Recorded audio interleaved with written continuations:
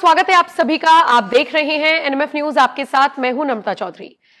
एक तरफ अमेरिकी राष्ट्रपति डोनाल्ड ट्रंप पुरजोर कोशिश कर रहे हैं दुनिया को यह बताने की कि वो चाहते हैं कि इजराइल और हमास के बीच जो युद्ध चल रहा है वो रुक जाए, फिलिस्तीनियों को आजाद कर दिया जाए। और हम देख रहे हैं कि हमारे देश में बैठे हुए कुछ लोग भी बड़े आंसू बहा रहे हैं फिलिस्तीन के लिए, गाजा के लिए। लेकिन इस बीच एक बड़ी चौंकाने वाली रिपोर्ट सामने आई है और रिपोर्ट ये बताती है कि जब इतने बड़े लेवल पर जेनोसाइड हो रहा है, जब इतने बड़े लेवल पर यह लड़ाई चल रही है, उस वक्त भी अगर हम गाजा का जिक्र करें तो यहां पर बर्थ रेट बढ़ा है।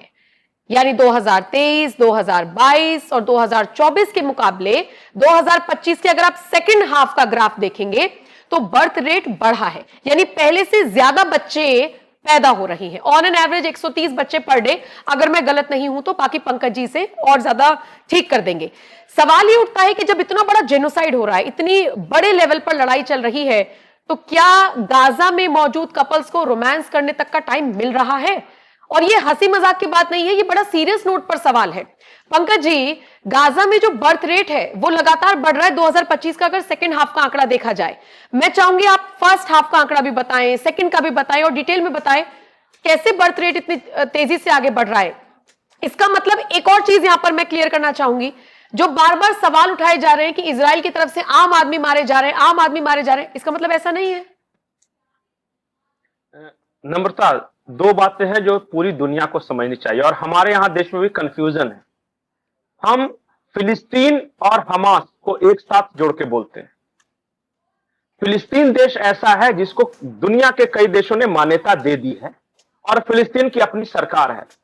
हमास जो है वो एक आतंकी संगठन है और वो कहता है कि हम फिलिस्तीन के लोगों की लड़ाई लड़ रहे हैं, पर उसका सारा कुछ बाहर है, पूरा सेटअप। उसका तो सबसे बड़ा ऑर्गेनाइजेशन कतर में ही है ना शायद। हाँ, कतर में। और दूसरी बात, लेकिन फिलिस्तीनी भी, जो फिलिस्तीन के लोग हैं वो भी तो हमास को आतंकी संगठन नहीं मानते हैं, वो तो हमारे लड़ाके मानते हैं कि लड़ रहे हैं हमारे लिए। नहीं, ठीक है, इसीलिए नहीं मानते क्योंकि हमास ने उनको कहा है कि हम आपके लिए लड़ रहे हैं। अरे भाई, हमारे लिए लड़ रहे हो, मुसलमानों के लिए लड़ रहे हो, तो तुमको यहां आके रहना चाहिए था। एक बार चुनाव में पार्टिसिपेट कर लो, समझ में आ जाएगा कि वहां के लोग किसके साथ ज्यादा हैं।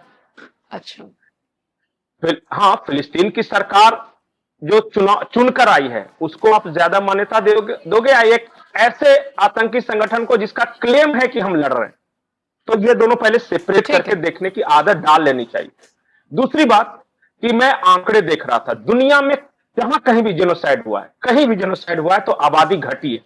ऑफ कोर्स, जहां लोग मारे जाएंगे या भागेंगे वहां से तो आबादी घटेगी। हाँ बिल्कुल।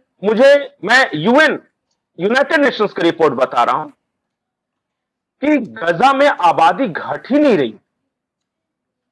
अगर मारे गए हैं तो घटी, जैसे कि क्लेम कर रहे हैं ये कि 60,000 लोग के आसपास मारे गए, 60,000। तो 60,000 लोग मारे गए हैं तो एक तो चारों तरफ से बम बरस रहा है, तो आबादी कम होनी चाहिए ना। मुझे दुनिया की कोई एक रिपोर्ट दिखा दीजिए कि गजा की आबादी कम होते हुए दिखाई है, ओवरऑल गजा की। हाँ, लोग इधर से जाके इधर, इधर से जाके इधर, ये हो गए, नहीं हुआ। यूएन की मैं रिपोर्ट बता रहा हूं, मैं किसी को और। दूसरी बात कि युद्ध काल में जब चारों तरफ तनाव हो, हेल्थ क्राइसिस हो, फैसिलिटीज नहीं हो, खाने के वांदे पड़े हो, वैसे में अमूमन बर्थ रेट कम हो जाता है, मतलब कम बच्चे पैदा करते हैं लोग। समय नहीं मिलता, डर के साए में जीते हैं, कहां से बम गिर रहा है ये बिल्कुल बिल्कुल। लेकिन गजा में ऐसा नहीं है। मैं आपको 2022 के आंकड़े देख रहा था, 2022 से मैंने देखना शुरू कर दिया और उसके बाद मुझे ऐसा लग रहा था कि मतलब अब तो क्या हुआ कि उसका बर्थ रेट शार्प डिक्लाइन किया हुआ, लेकिन नहीं। 130 बच्चे on an average per day पैदा हो रहे हैं। लेकिन प्री वॉर ये आंकड़ा 150 से 164 था, जो 2022 हाईएस्ट था। 2022 हाईएस्ट था, उसमें 23 में थोड़ा सा डिक्लाइन आया। वॉर के पहले की मैं बात कर रहा हूं। 2024 के ये अक्टूबर में ये हुआ था पूरा घटना, जो हमास घुसा था इजराइल में। 2024 में और डाउन हुआ था, तो युद्ध हुआ, उसके बाद युद्ध के समय डाउन होना चाहिए था।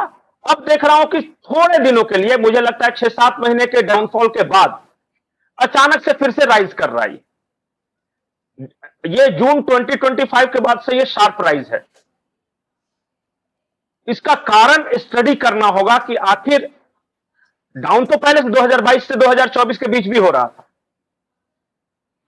तो उसी रफ्तार में थोड़ा सा रफ्तार तेज हुई थी डाउन होने की। 43% मैक्सिमम डाउन हुआ था युद्ध के बाद, और फिर अब राइज कर रहा है। इसका कारण क्या हो सकता है? साइंटिफिक स्टडी में बोल रहा हूं मैं, कोई सेंटिमेंटल बात नहीं करने जा रहा हूं। और कारण यह है, एक अमेरिकन जर्नलिस्ट है, उन्होंने स्टडी किया है। एक शब्द है कोख जिहाद। तुम हमारे लोगों को बम से मार दो, हम उतना पैदा कर लेंगे। आसान भाषा में सिंपल जिहाद। अब ये क्या नया कोख जिहाद, यही तो बात है। वहां की महिलाओं को कट्टरपंथी रेडिकल्स ये कह रहे हैं कि तुम्हें बच्चे जन्ने होंगे, एक डिलीवरी होगी, फिर दूसरा, फिर से तुमको प्रेग्नेंट करेंगे, फिर ये होगी।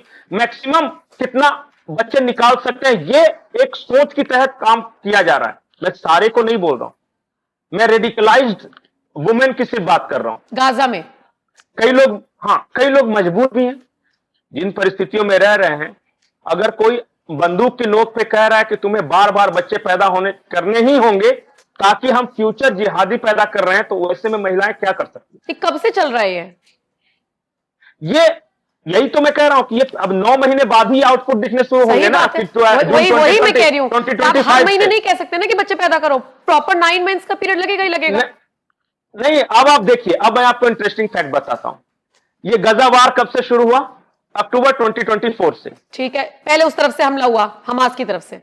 हाँ, हमास, उसके बाद इजराइल ने किया। अक्टूबर 2024 से जून, फर्स्ट हाफ ऑफ 2025 ले लीजिए, तो जब प्रेग्नेंट किया, बच्चा होने में टाइम लगा, वो 9 महीने। अब फिर से राइज दिखा रहा है कि नहीं बर्थ रेट को, सेकेंड हाफ ऑफ 2025। इसका मतलब जैसे युद्ध शुरू हुआ, इन्होंने अपना कोख जिहाद शुरू कर दिया था। कोख जिहाद शुरू कर दिया था। ये टर्म चलता है कोख जिहाद? नहीं, चल रहा है वो टर्म, ये मेरा नहीं है दिया हुआ शब्द। तो कोख जिहाद में ये जो हमास के लोग हैं, जैसे ही युद्ध शुरू हुआ, वहां महिलाओं को ये बाय फोर्स ये करने लगे कि अब तुम्हें ज्यादा से ज्यादा बच्चा पैदा करने हो। उसी का आउटपुट अब 9 महीने बाद दिख रहा है, जो कि sharp rise in birth rate दिख रहा है। मतलब मेरे कहने का मतलब है, किस हद तक रेडिकलाइज हो सकता है एक इंसान।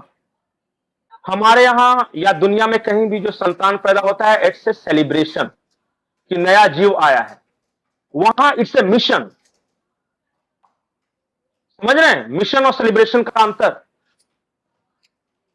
ये आपको स्टडी करना होगा, और ये कोई भी शब्द मेरे नहीं है, ये सब वेस्टर्न जर्नलिस्ट जो स्टडी करके बता रहे हैं, उसी के आधार पे मैं बोल रहा हूं। और जो मैं आंकड़े दे रहा हूं, वो यूएन के आंकड़े दे रहा हूं। अब बताइए कि जो आदमी सुखद स्थिति में बच्चे पैदा करेगा, वो डरेगा जब बम गिर रहा हो, ये होगा। लेकिन जो मिशन के तहत करेगा, तो बगल में गोली भी चलती रहेगी, तो फिर भी वो बच्चे पैदा करने की कोशिश करेगा। ये हो रहा है गजा में। ये हाइट ऑफ रेडिकलाइजेशन है। मतलब हम लोग मजाक में बोलते हैं कि इंसानों को ज़ोंबी बना देना, कि जिसको काट लो वो ज़ोंबी बन जाएगा। देखा है ना सिनेमा में। ये है कि ये वो ऐसी खुराक है कि इस्लामिक रेडिकलाइजेशन की, जिसको दे दिया जाता है, वो फिर बाकी कुछ सोच ही नहीं पा रहा है। ठीक है, वो इंसानियत, नैतिकता, ये हो रहा है। ये भयावह स्थिति है, इसलिए इस तरह के आंकड़े आ रहे हैं। और जो कह रहे कि डाउनफॉल क्यों हुआ था, तो डाउनफॉल में वो शुरू नहीं हुआ था, अब उसके बाय प्रोडक्ट्स निकलने शुरू हुए, इसलिए बर्थ रेट एकदम राइज हुआ है, और इसीलिए आंकड़े बदले हैं। और इसीलिए कहा जा रहा है कि एक तरफ तो युद्ध जैसी स्थिति है, और दूसरी तरफ ये बच्चे इतने तादाद में पैदा कैसे हो रहे हैं, बर्थ रेट कैसे बढ़ रहा है। ठीक है पंकज जी, इसलिए इसको दुनिया में, जिस तरह यूरोप में ग्रूमिंग गैंग नाम का शब्द है ना, या भारत में लव जिहाद, जमीन जिहाद, कई तरह के, उस तरह एक कोख जिहाद वहां पे ये शब्द है। ठीक है, ठीक है। मुझे लगता है कि दर्शकों को ये वीडियो बहुत हद तक समझ में आया होगा। अगर आया है तो कमेंट सेक्शन में आप लोग हमें जरूर बताइएगा। इसी तरह की खबरों के लिए और बाकी अपडेट्स के लिए एनएमएफ न्यूज के साथ बने रहिए। नमस्कार।